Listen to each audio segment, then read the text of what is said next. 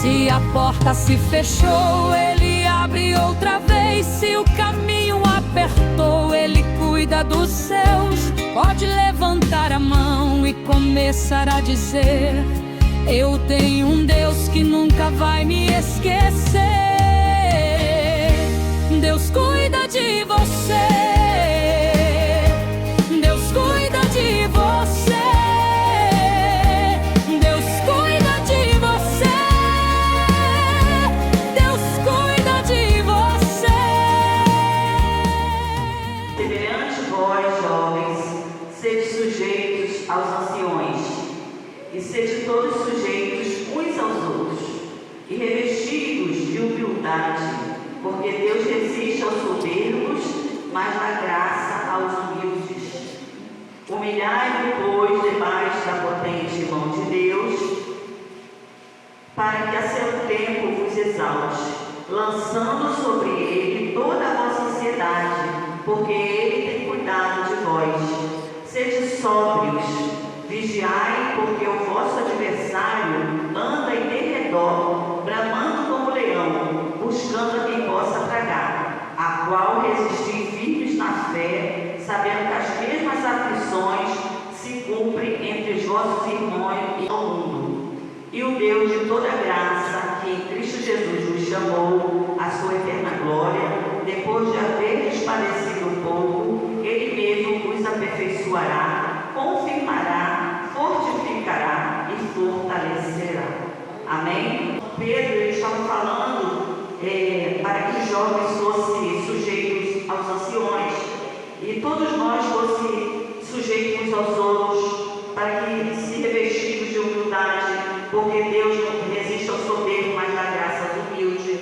Pedro, ele foi o primeiro pregador, então ele estava pregando para essa igreja, a igreja primitiva, e ele dizia: humilhai-vos debaixo da potente mão de Deus, para que a seu tempo vos exalte.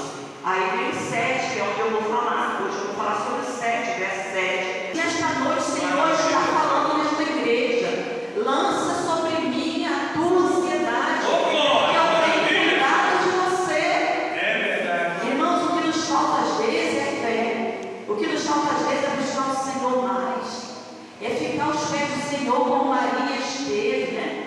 Quando Marta e Maria estavam ali, Jesus chegou e Marta estava ansiosa. O Senhor não criticou Marta, o Senhor criticou a ansiedade que Marta estava, porque o Senhor não critica quem quer receber Ele bem. O Senhor abre nosso coração para receber o bem, mas o Senhor criticou a ansiedade que Marta estava, porque não precisava Marta ficar ansiosa para receber o Senhor. Então o Senhor falou: calma, Marta, calma.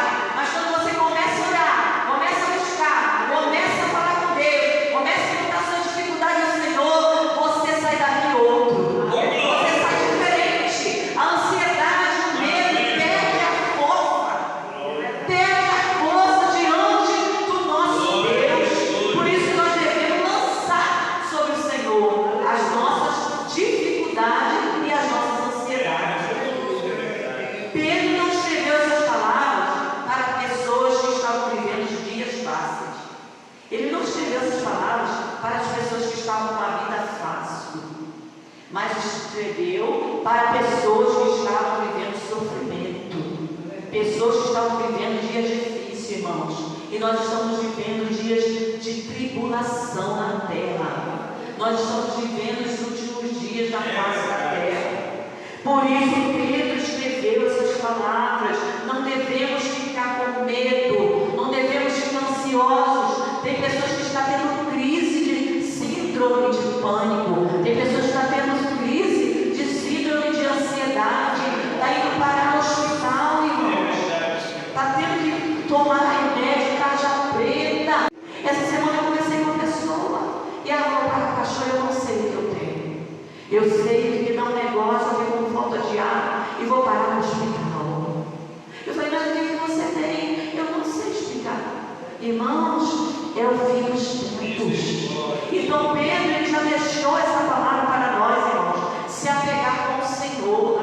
Venha orar, venha para a casa do Senhor. Tem pessoas que falam assim: estou triste, prefiro ficar na minha casa. Não, irmãos, não fique dentro de casa. É isso que Satanás quer, que você fique dentro de casa, porque dentro de casa vai te dar mais fadiga, vai te dar mais perturbação. Você tem que sair de casa, se arrumar e se jogar nos pés do Senhor.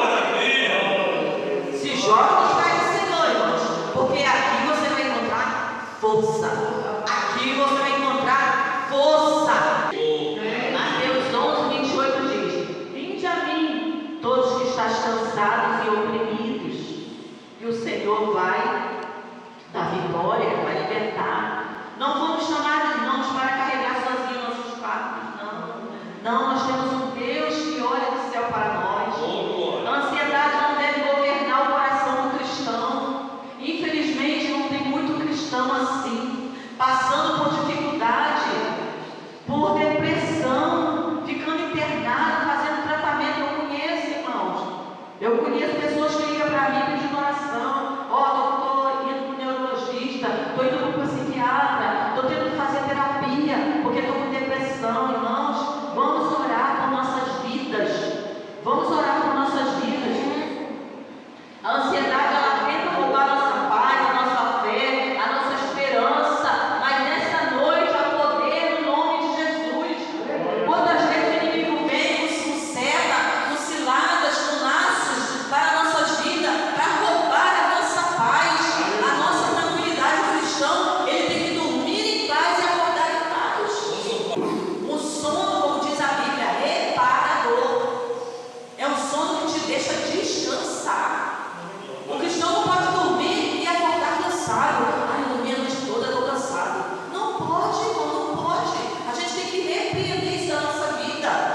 Temos que repreender isso. Filipenses 4:6 diz que não andeis ansiosos por coisa alguma. Não podemos. Mas a senhora não conhece a minha vida. Eu sei que eu não conheço o problema de ninguém, mas é o Senhor que está falando nesta noite. Não sou eu que estou falando. Jesus nos ensina a não viver preocupado com o amanhã. Não vos preocupeis com o amanhã.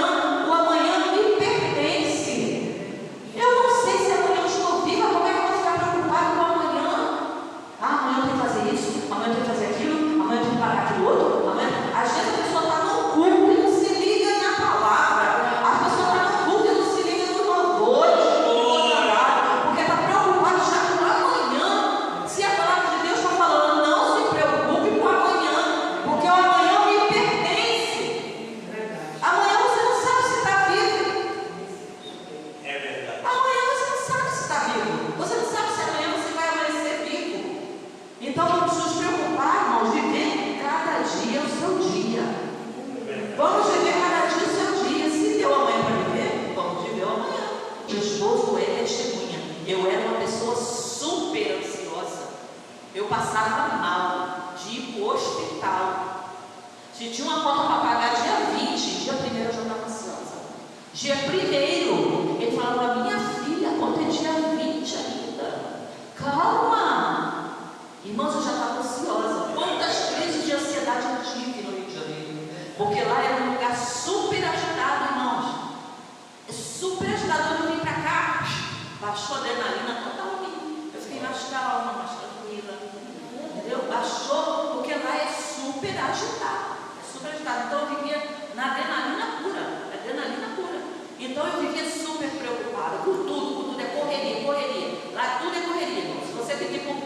culto é correria, pegar ônibus, vai perder o ônibus, corre, pega ônibus, e vai pegar o ônibus, senão vai perder a hora do culto. É tudo assim, irmão, lá é tudo assim. Tudo é correria. Então eu vivia sempre preocupada, sempre correndo, e eu tinha vezes que eu tinha até crise de ir para o hospital com ansiedade. E eu tive que trabalhar isso na minha vida. E eu conversei com a psicóloga da nossa igreja matriz, e ela falou assim: pastora, a senhora tem que tentar, a senhora mesmo, dominar a sua mente. A senhora tem que trabalhar a sua mente. E eu comecei, eu mesmo trabalhar. Não, é dia tal, eu tenho que esperar. É o dia tal.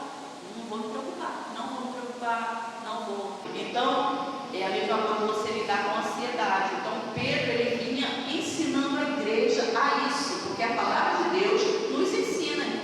A palavra de Deus não tem nada que a Bíblia não ensina ao cristão. Não tem nada que a Bíblia não ensina ao cristão. Tudo a Bíblia ensina ao cristão. A ansiedade bate a porta, a oração deve abrir o caminho para a paz de Deus. Quando a ansiedade bate a porta, a oração deve abrir o caminho para a paz de Deus. Quer dizer, quando você estiver ansioso, o que eu quero dizer com isso? Você ora, e o que vai acontecer? A paz de Deus vai entrar na tua vida. Meu Deus, estou ansioso demais hoje, vou fazer erva cidreira, camomila, vou tomar um Rivotril, vou dormir a tarde toda. Não fuja do problema, vai ser pior. Quando você acordar, o turbilhão de problema vai dar. O que você tem que fazer? Vou orar ao Senhor. O motivo da nossa confiança é Deus cuidar de nós. Por que nós estamos hoje nesse culto, irmãos? Será que eu vim ver para o marido? Claro, também vim, né? Lógico. Mas a primeira coisa que eu vim fazer aqui é vir falar com o meu Senhor. Eu vim buscar a Ele, porque eu sei que sem Ele eu não vou viver. Né? Nós temos que ter consciência do que nós estamos fazendo na igreja. Eu falei hoje com a minha irmã falou: filha, mana, tem hora que dá vontade de desistir. Eu falei: mana, em nome de Jesus, a palavra que eu te deixo nesta tarde, não desista. Eu falei com ela: há anos atrás, quando eu conheci o teu cunhado, ele tinha 17 anos, era magrinho, só tinha cabeça e orelha. Ela até viu no telefone, né? Falando com ela. Já passaram sei quantos anos que eu estou com ele. Você acha que é mais fácil eu voltar ou continuar? Ela falou: continuar. Eu falei: então pronto. Então é mais fácil você voltar ou continuar? Ela falou: continuar. Eu falei: então, em nome de Jesus, pega esta palavra e continue. Continue, não volte, não desista. Eu falei com ela: não olhe para o homem. A minha coroa está preparada, a sua está preparada, os seus filhos estão preparados. Eu falando hoje à tarde, às 5 da tarde, eu falando para minha irmã lá no Rio de Janeiro: não desista da fé em nome de Jesus.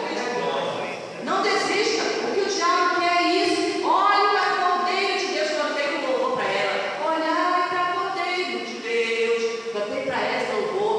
Olhai para o Cordeiro de Deus, porque só Ele nos pode salvar. Olhai para o Cordeiro de Deus. Falei: se nós fosse olhar para o homem, a gente não estaria de pé.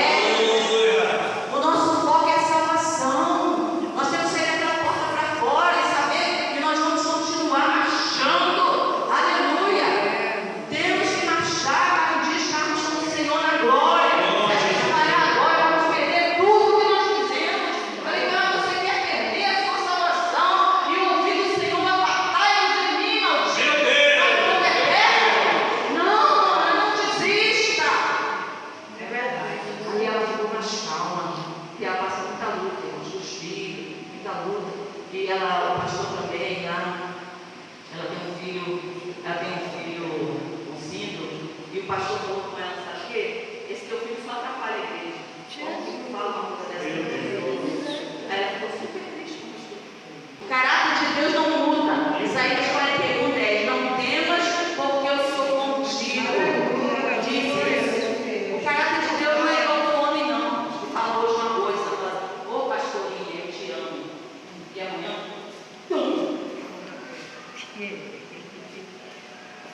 o caráter de Deus é imutável. Ele fala: eu te amo, eu te comprei, eu te remi, e vai até o final.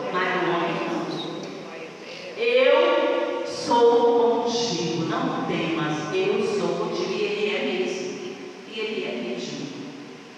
Então nós temos que seguir a Ele, irmãos. Ame sua irmã, ame seu irmão, ame seus pastores, mas confie em Deus. Confie em Deus. Salmo 121 diz: o Senhor não dorme nem cochila. Ele não tosquenejará. Isso aí é não cochila. Não cochila. Ele não dorme nem cochila. Ele não tira nem um cochilinho, não, tá? Ele está de olho em você, tomando conta da sua vida, te providenciando tudo que você precisa. Às vezes a gente recebe uma bênção do Senhor e fala: meu Deus, não sei como isso aconteceu. Sabe o que é isso? O Senhor não dorme nem cochila, irmão Roberto. Ele vai na hora certa e você fala: meu Deus, aconteceu isso, pastor, na minha vida. É que o Senhor não cochilou, Ele te atendeu. Hoje é noite de lançar ao Senhor toda a nossa preocupação, toda a nossa aflição, toda a nossa luta familiar, todo o nosso cansaço, nossa fadiga, nossa exaustão. O Senhor está falando nesta noite. O Senhor, Ele não fala só com gritaria, na roda, não. O Senhor fala suavemente. O Senhor, Ele fala com cuidado, com carinho. Então vamos lançar sobre o Senhor toda a nossa ansiedade. O Senhor, Ele não se agrada que nós vivemos ansiosos, preocupados, porque nós servimos um Deus maravilhoso, um Deus que pode, irmãos, ressuscitar mortos, um Deus que pode tirar uma doença maligna das nossas vidas.